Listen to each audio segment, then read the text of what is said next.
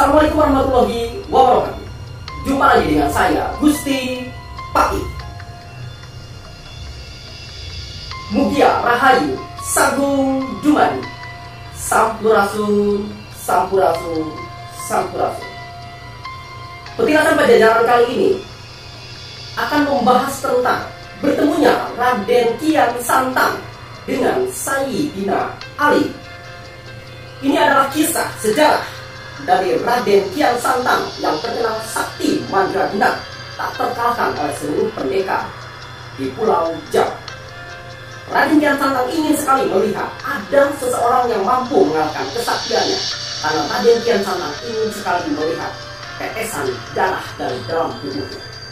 Saat Raden Kian Santang mengembara, yaitu dalam misi mencari seseorang yang mampu mengalahkan kesaktiannya, Raden Kian Santang berjalan ke arah timur sesuai dengan apa yang diperintahkan oleh Ayahanda Prabu Siliwangi. Menurut Prabu Siliwangi, tidak akan pernah ada satu pendekar pun di tanah Jawa ini yang mampu mengalahkan kesaktian Raden Kian Santang, terkecuali dia sudah bertemu dengan seseorang yang bernama Sayyidina Ali. Dan Raden Kian Santang diperintahkan berjalan ke arah timur agar berjumpa dengan seseorang yang bernama Sayyidina Ali.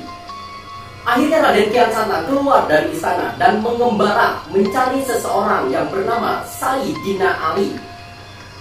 Dalam perjalanannya, Raden Kian Santang bertemu dengan seseorang, yaitu seorang kakek-kakek tua renta. Lalu kemudian mereka berbincang-bincang dan Raden Kian Santang menanyakan, apakah kakek ini kenal dengan seseorang yang bernama Sayyidina Ali? Lalu kemudian kakek-kakek tersebut menjawab, Sayyidina Ali adalah seseorang yang berasal dari Timur Tengah. Maka kau harus berjalan ke arah Timur Tengah jika ingin bertemu dengan seseorang yang bernama Sayyidina Ali. Begitu menurut sang kakek-kakek tersebut. Akhirnya Raden Kian Santang pun melanjutkan perjalanannya dalam misi mencari Sayyidina Ali. Saat Raden Kian Santang berlalu beberapa langkah meninggalkan sang kakek tersebut, lalu kemudian Raden Kian Santang membalikkan tubuhnya dan melihat ke sosok kakek tersebut. Namun kakek tersebut sudah tidak ada di tempat. Padahal hanya dalam hitungan beberapa menit, namun kakek-kakek itu sudah tidak ada di tempat. Ini menjadi sebuah pertanyaan untuk Raden Kian Santang. Siapakah kakek-kakek tersebut? Raden Kian Santang terus saja berjalan ke arah Timur Tengah dalam misi mencari seseorang yang bernama Sayyidina Ali. Setelah melakukan perjalanan yang cukup jauh dan cukup melelahkan, Raden Kian Santang beristirahat di sebuah pohon yang rindang. Saat Raden Kian Santang merebahkan tubuhnya, nampak dari kejauhan seseorang yang berjubah panjang dan menggunakan tongkat datang menghampiri Raden Kian Santang. Akhirnya Raden Kian Santang pun berbincang-bincang dengan seseorang berjubah tersebut dan menggunakan tongkat. Lalu kemudian Raden Kian Santang mengutarakan maksud dan tujuannya berjalan ke arah timur hanya untuk menemui seseorang yang bernama Sayyidina Ali. Lalu kemudian seseorang yang berjubah panjang ini berpamitan kepada Raden Kian Santang bahwa dia pun akan melakukan perjalanannya dan akan melanjutkan kembali perjalanannya. Akhirnya Raden Kian Santang pun membiarkan seseorang berjubah panjang itu pergi meninggalkan Raden Kian Santang. Namun setelah beberapa langkah, seseorang berjubah panjang tersebut dia menolehkan tubuhnya ke arah Raden Kian Santang dan berbicara, wahai Kian Santang, aku doakan kau cepat bertemu dengan seseorang yang bernama Sayyidina Ali. Tapi jika engkau berkenan, aku mau meminta pertolonganmu. Tolong cabut tongkatku itu dan bawalah kemari. Jika engkau sudah mampu mencabut tongkat itu, maka kau sudah bertemu dengan seseorang yang kau cari, yaitu Sayyidina Ali. Saat Raden Kian Santang berusaha untuk mencabut tongkat tersebut, namun apa yang terjadi? Tongkat itu begitu sulit untuk dicabut, padahal tongkat itu hanya tertancap begitu saja dan tidak mungkin, sulit untuk dicabut. Akhirnya Raden Kian Santang pun merasa penasaran mengapa tongkat ini sulit untuk dicabut, dan Raden Kian Santang mengerahkan semua tenaga dalamnya untuk mencabut tongkat tersebut. Namun apa yang terjadi? Tongkat itu tidak bergoyang sedikit pun. Padahal Raden Kian Santang sudah mengerahkan semua tenaganya dan kesaktiannya untuk mencabut tongkat tersebut. Alhasil, Raden Kian Santang terlihat lunglai dan lemas, seolah-olah akan mati konyol mencabut tongkat tersebut. Nampaklah ceceran-ceceran darah menetes dari dalam pori-pori Raden Kian Santang. Akhirnya Raden Kian Santang berhasil melihat tetesan darahnya sendiri.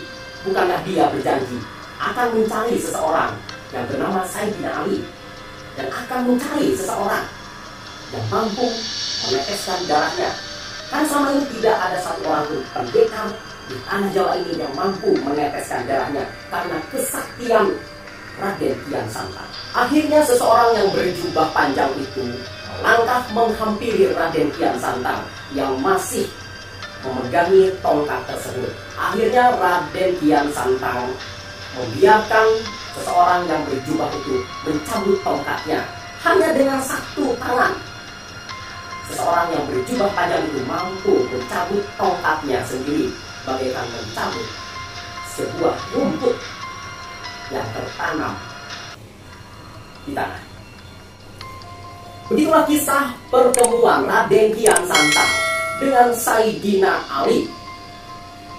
Tapi apakah mungkin Raden Kian Santang dan Sayyidina Ali bisa bertemu, sedangkan Raden Kian Santang dan Sayyidina Ali hidup di dua zaman yang berbeda, hidup di dua abad yang berbeda? Sayyidina Ali diperkirakan hidup di abad ke-7, sedangkan Raden Kian Santang hidup di masa Pajajaran di abad ke-15. Antara abad ke-7 sampai ke abad 15 membutuhkan waktu yang sangat panjang sekali, yaitu 800 tahun. Apakah mungkin Sayyidina Ali dan Raden Kian Santang yang terpaut 800 tahun bisa bertemu di dunia nyata? Ini adalah tanda tanya besar.